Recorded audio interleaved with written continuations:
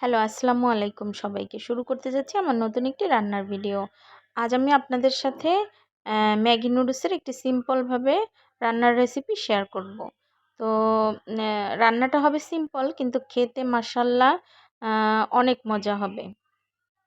তো সেজন্য আমি চুলায় একটা কড়াই বসিয়ে তার মধ্যে তেল দিয়ে তেলটা গরম হলে একটু পেঁয়াজ কুচি দিয়ে ভেজে কিছুক্ষণ তারপরে আমি এখানে কিছু গাজর কুচি করে রেখেছিলাম সেটা দিয়ে দিব।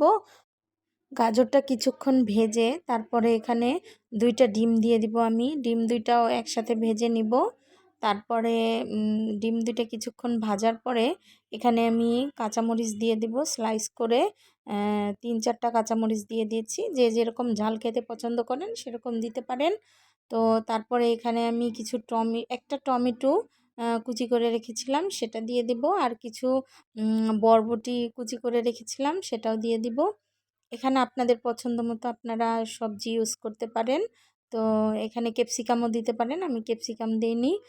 ক্যাপসিকাম আমার বাচ্চারা অতটা পছন্দ করে না। তো এই যে দেখেন কি দেখতে মাশাআল্লাহ কীরকম কালারফুল লাগছে।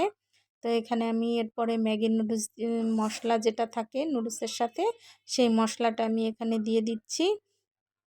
মশলাটা দিয়ে কিছুক্ষণ নাড়াচাড়া করে এখানে আমি নুডলসগুলো দিয়ে দিব। ও আচ্ছা, নুডলসটা আগেই আমি সিদ্ধ করে রেখেছিলাম সামান্য একটু তেল আর লবণ দিয়ে। নুডলসটা এখানে দিয়ে দেওয়ার পরে আমি সব কিছু একসাথে ভালো করে আবার মিক্স করে নিব। তো ভালো করে মিক্স করে নিয়ে তারপরে এখানে আমি কিছু সস ব্যবহার করব। একটা হলো চিলি সস, আরেকটা হলো টমেটো কেচাপ।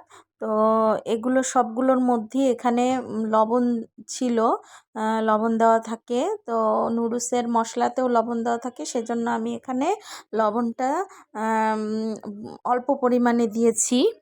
তো আপনারাও বুঝে লবণটা দিবেন। তো এই তো আমার নুডলস রান্না রেডি। তো কেমন হয়েছে সবাই জানাবেন। আর ভালো লাগলে একটা লাইক কমেন্ট দিবেন।